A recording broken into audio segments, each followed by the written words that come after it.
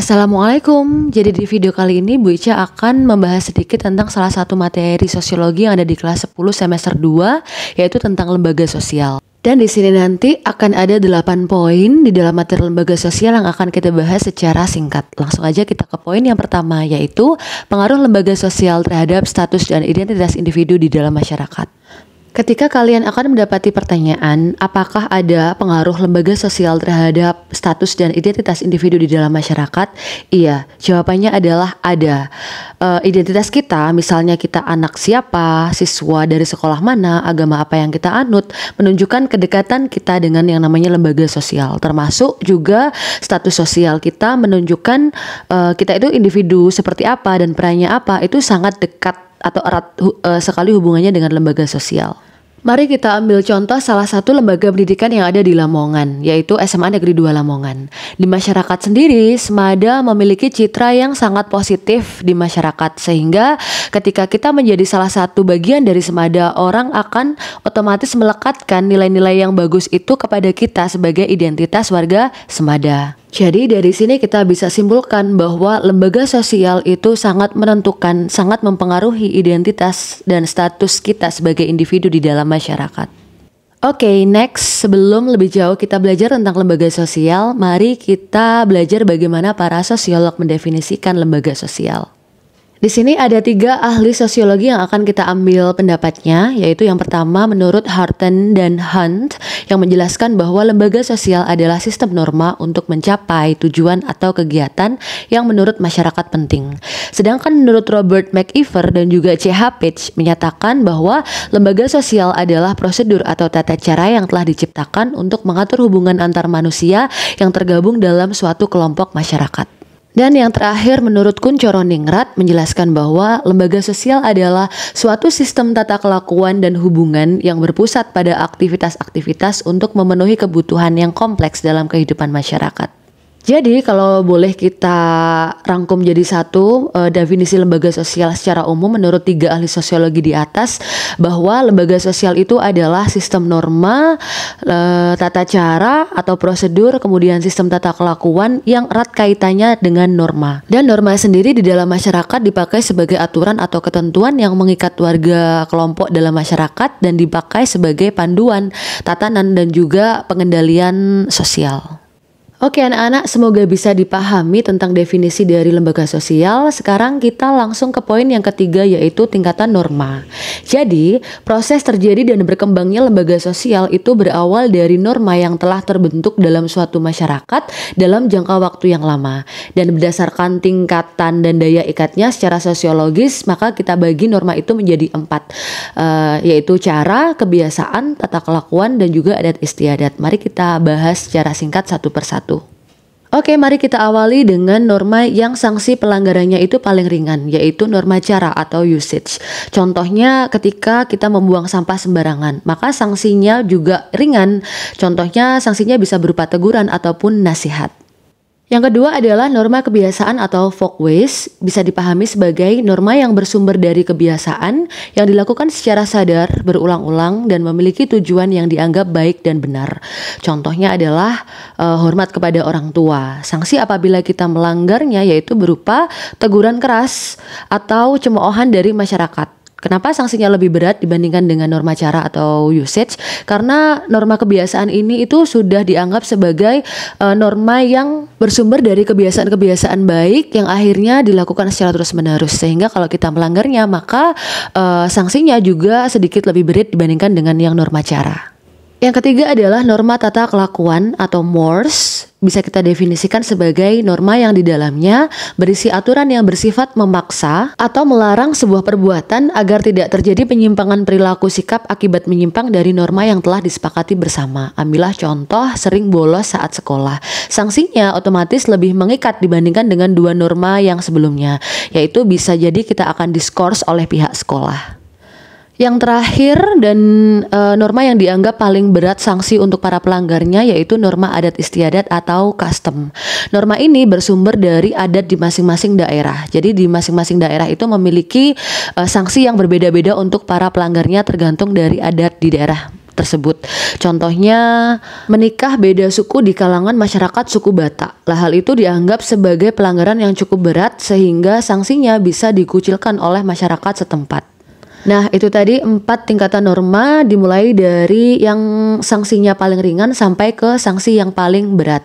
Semoga bisa dipahami, dan kita langsung ke poin yang keempat, yaitu sistem pengendalian sosial yang bersifat preventif dan represif. Untuk melembagakan norma agar dipatuhi oleh individu dalam suatu masyarakat, maka terdapatlah sistem pengendalian sosial. Di sini ada 2 sifat dari sistem pengendalian sosial, yaitu preventif dan represif.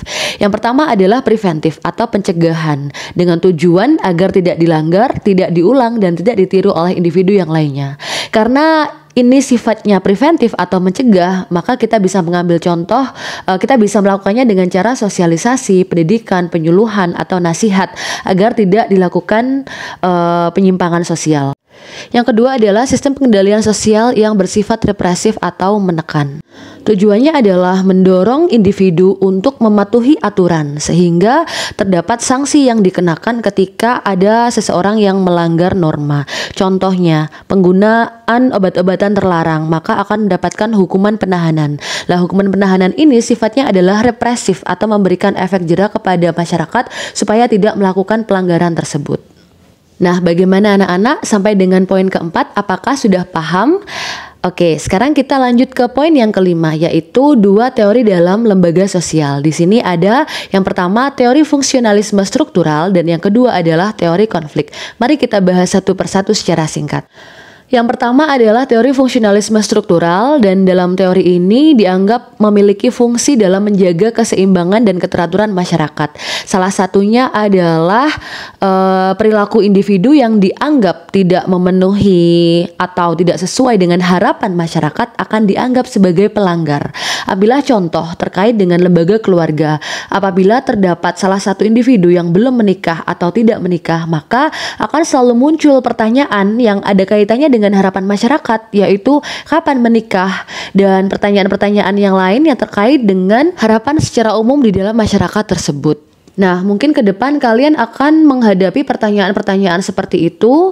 Jadi cukup tahu bahwa memang pertanyaan-pertanyaan seperti itu memang ada teorinya di dalam ilmu sosiologi, yaitu teori fungsionalisme struktural yang di dalamnya itu menitik beratkan pada harapan masyarakat secara umum. Dan apabila kita tidak bisa memenuhi harapan tersebut, maka kita bisa dianggap dalam tanda kutip sebagai pelanggar.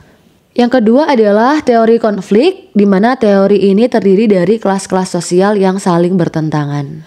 Jadi, ketika terjadi pelanggaran atau masalah sosial, hal ini menunjukkan kemungkinan terdapat ketimpangan atau distribusi yang tidak merata di suatu masyarakat.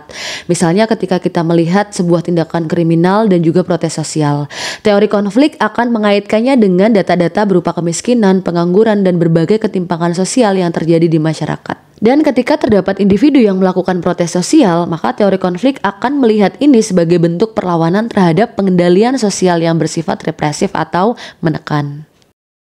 Oke anak-anak, itu tadi adalah sistem pengendalian sosial yang bersifat preventif dan represif. Sekarang kita menuju ke poin yang keenam, yaitu jenis-jenis lembaga sosial. Di sini disebutkan ada 5 jenisnya. Yang pertama adalah lembaga keluarga. Bisa didefinisikan sebagai institusi sosial di mana di dalamnya terdapat individu-individu yang saling bekerja sama, merawat dan melindungi. Bisa juga kita artikan sebagai institusi sosial yang menangani masalah-masalah yang terkait dengan keluarga. Ambillah contoh lembaganya, yaitu keluarga itu sendiri, KUA, pengadilan agama, atau lembaga-lembaga lain yang mempunyai kewenangan terhadap urusan-urusan keluarga. Terus contoh normanya sendiri itu adalah UU pernikahan, aturan mengenai warisan, dan lain-lain. Kemudian yang kedua ada lembaga politik. Di sini lembaga politik menurut Macionis di bukunya tahun 2008 dipahami sebagai institusi sosial yang memiliki 3 fungsi. Yang pertama yaitu mendistribusikan kekuasaan, yang kedua mengatur tujuan masyarakat, dan yang ketiga membuat keputusan atau kebijakan.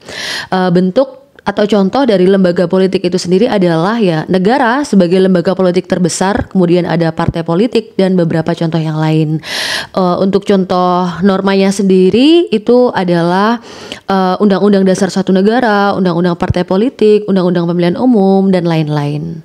Kemudian kita ke jenis lembaga yang ketiga, yaitu lembaga pendidikan. Di sini menurut Macionis juga di bukunya tahun 2008 didefinisikan sebagai institusi sosial yang disediakan oleh masyarakat untuk menyiapkan, mendidik anggotanya agar memiliki pengetahuan, keterampilan akan norma dan nilai sosial budaya suatu masyarakat.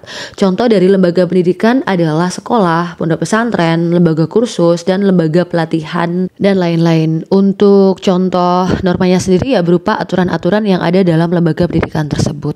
Kemudian yang keempat ada lembaga agama, di mana bisa kita definisikan sebagai institusi sosial penting yang memiliki dua fungsi. Yang pertama yaitu mengatur kehidupan masyarakat, dan yang kedua yaitu mengatur kehidupan bermasyarakat. Mungkin kalau kita perhatikan sekilas kalimat ini itu sepertinya mirip, tapi sebenarnya memiliki makna yang berbeda. Yang pertama adalah bagaimana agama mengatur kehidupan masyarakat, yaitu sesuai dengan ajaran agama masing-masing, di mana di dalamnya itu ada perintah-perintah yang harus dijalankan dan ada larangan-larangan yang harus dijauhi, yang dipakai sebagai panduan dan juga pedoman hidup.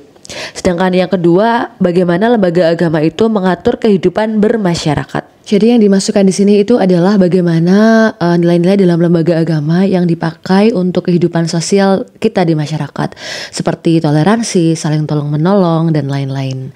Kemudian contoh dari lembaga agama sendiri yang terdapat di Indonesia itu adalah lembaga-lembaga agama Islam, Protestan, Katolik, Hindu, Buddha, agama, dan juga lembaga-lembaga yang ada dalam masing-masing agama. Misalkan kayak dalam Islam sendiri ada organisasi NU, Muhammadiyah, dan lain-lain. Dan yang terakhir adalah lembaga ekonomi yang menurut Macionis tahun 2008 bisa didefinisikan sebagai institusi sosial yang mengatur kegiatan produksi, konsumsi, dan distribusi barang ataupun jasa. Contoh lembaganya sendiri adalah perusahaan, PT, toko, pabrik, lembaga keuangan, dan lain-lain. Oke anak-anak, jadi itu tadi adalah 5 jenis lembaga sosial yang harus kalian ketahui dalam materi kali ini. Dan sekarang kita beralih ke poin yang ketujuh, yaitu fungsi lembaga sosial secara khusus. Di sini ada 2. Yang pertama adalah fungsi laten dan yang kedua adalah fungsi manifest. Mari kita bahas satu persatu.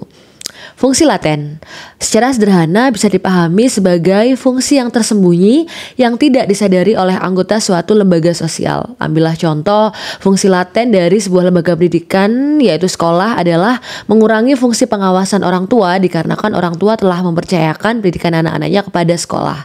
Atau bisa juga rasa gembira ketika kita bertemu teman-teman di sekolah. Atau kalian bisa mengambil contoh-contoh yang lain yang sebenarnya itu nggak kalian sadari sebagai fungsi dari sekolah. Kemudian yang kedua adalah fungsi manifest. Ya, dalam fungsi ini dipahami sebagai fungsi yang memang dikehendaki, disadari, dan diakui oleh anggota suatu lembaga sosial. Ambillah contoh fungsi manifest dari lembaga pendidikan, yaitu sekolah, adalah mencetak dan menyiapkan generasi muda agar terampil dan siap kerja, atau mempelajari ilmu pengetahuan untuk melanjutkan ke jenjang pendidikan yang lebih tinggi. Jadi kesimpulannya, fungsi manifest itu adalah ya memang fungsi yang sebenarnya, fungsi yang dipahami, disadari, dan dikehendaki oleh anggota lembaga sosial tersebut.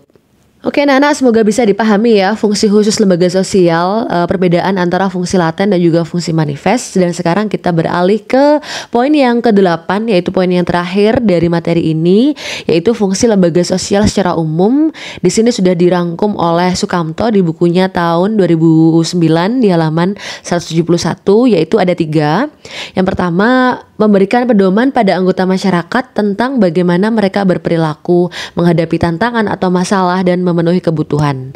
Yang kedua adalah lembaga sosial itu berfungsi menjaga keutuhan masyarakat. Dan yang terakhir, lembaga sosial memberikan pegangan dengan cara melakukan pengendalian sosial. Oke, jadi sampai di sini dulu video pembelajaran kali ini. Semoga bisa membantu kalian dalam memahami materi sosiologi tentang lembaga sosial. Selamat belajar, sampai jumpa di video-video selanjutnya. Assalamualaikum.